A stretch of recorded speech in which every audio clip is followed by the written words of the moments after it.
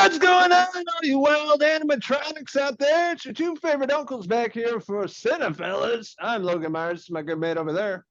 And I'm Freddie Hill. And we're talking about the brand new Blumhouse horror film based on the popular video game series.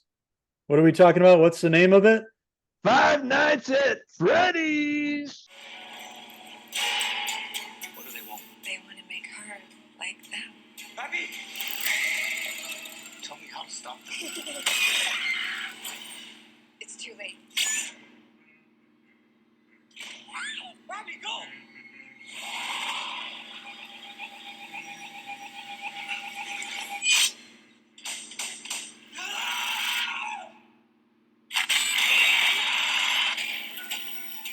That's right. One of the biggest video game series out there. Kids are talking about this. Teenagers, everybody. It's huge in pop culture.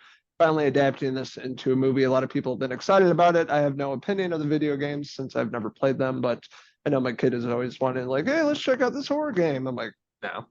So apparently it's very popular, and then them bringing this to the big screen, and we're talking about Blumhouse, of course. 9 times out of 10, the movies from them are pretty shitty, and they've been butchering a lot of movies as of late. So went into this with an open mind, and it's what I expected. Yeah, about what I expected too. You know, coming off of the heels of that Nicolas Cage movie a couple of years ago, I feel like that did it first.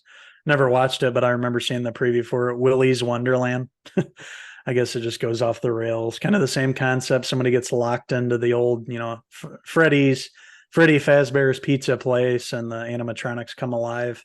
You know, in this, my main problem with this movie was that they didn't like get to the point. You know, it took like an hour, it felt like, to actually get into the place and have the animatronics come alive and actually have some, cool, spooky kind of stuff going on in there. It just took too long setting up, and did this backstory with Josh Hutcherson's character's backstory. Mike, he plays Mike, and I think a member of his family gets kidnapped.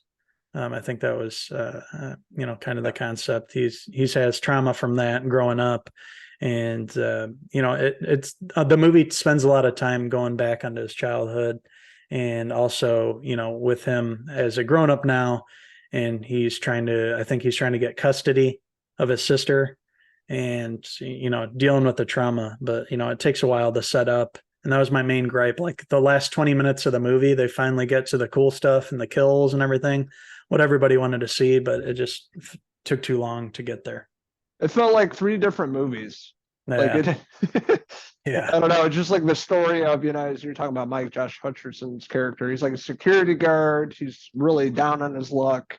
He's taking care of his sister. I thought it was his like daughter because of the age difference, but apparently him in his maybe mid-30s, early 30s, having a younger sister is like 10. So that kind of threw me off. But yeah, taking custody, going against his evil aunt and trying to do his best to, bring home money to keep a roof over their head and stuff. And then they kind of, him transitions to him being a security guard at Freddy's. And of course, things start coming to life at night, and it sets up that whole horror aspect of it. But like you said, it takes a long time to finally get there. Like towards the end of the movie is probably the best part of it. And the setup takes a long time. And, Josh Hutcherson's character, Mike, is not really all that interesting. He's just depressed and down on his luck and doesn't really care about much, it feels like. He definitely feels depressed in the movie. Elizabeth Lale, recognized her from You. She was in a couple seasons ago. She's like the female lead in it.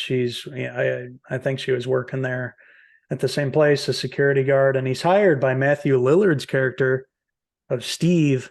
I was just kind of wondering where this was going to go in the movie. Like, you just have him as the guy that hires Mike, but he comes back in towards the end. We won't spoil anything, but it was cool to see Matthew Lillard. He's always cool to see, ever since back in the day, Stu, obviously, and, known for a lot of his horror movies, and coming back and being in a new franchise here. This had a lot of success on Peacock and at the theaters. It killed at the box office. And, it's usually when they go directly to the theater and have streaming simultaneously, the theatrical box office suffers, but this is a rare instance where it didn't really suffer. Actually did well at the theaters and did well on Peacock. So regardless of what we thought of this film and the setup and everything, the last 20 minutes I had a blast with. If we saw more of that, I'd be all for it. It was cool. the animatronics were cool, and the backstory with the killer and how that comes back into the story. Not to spoil anything, but I enjoyed that. I thought it was cool. Some inventive kills there. And, it's going to be a new franchise. I think it made a lot of money. So just kind of meh for me overall. It's kind of a misfire to start a franchise, but apparently people liked it. They went and saw it. Yeah, it's all of our worst nightmares coming to life here. Kids growing up, going to Chuck E. Cheese, animatronics come to life and start killing people. I mean, it's everything. It's a recipe for, trauma as a child, and they definitely portrayed that part. I just wish there was more of that.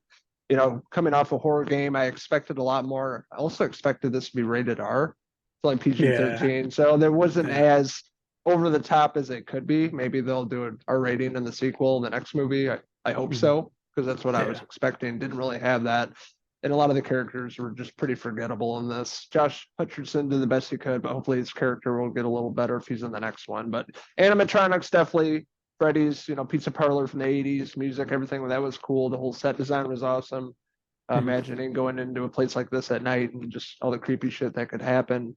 And I really enjoyed that. So hopefully they fixed, the issue in the upcoming movies and just keep it all about the animatronics coming to life and wreaking havoc and killing people. Yeah, I'm with you too. They need to up it to an R rating, give us some more gore, and focus it on the place the whole time.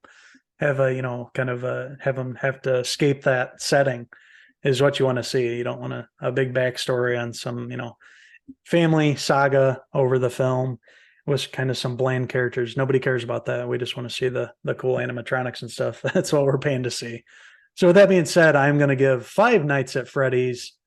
I'm going to give it a 3 out of 5 Freddy Fazbear hair pieces. I'm gonna have to agree with you there, my Mr. Animatronic over there. 3 out of 5 for me. 3 out of 5 Josh Hutcherson hair pieces. So, Blumhouse, they had some success with this.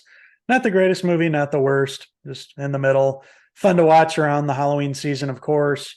We just reviewed this outside of the 31 Days of Horror, but we definitely could have included in there. We watched it during the Halloween season, and that's probably the best time to do it. Hopefully they'll make more. And let's get that R rating and do a more like, Terrifier or something like that. Just brutal kills and stuff. That would be cool.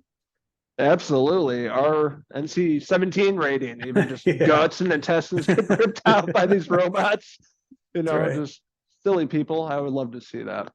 But we're interested in hearing your thoughts on Five Nights at Freddy's. What did you like about it? What didn't you like about it? What's your favorite video game? Let us know in the comments below, and don't forget to stay subscribe. Also, check out these wild rascals on Facebook, X, and Instagram, and our website, Cinephellas.com, for latest, greatest TV, movie news, and reviews. Well, I'm hungry. It's time to go grab a slice of pizza from Freddy FAZBEAR'S. Are there cardboard pizza? Exactly. The bland cardboard pizza that you overpay for. Yes, that would be it. So until the next Cinephellas movie review, I'm Uncle Henry Hutcherson. And I'm Freddie Myers, signing out until the next movie review for Cinephellas. Cheers.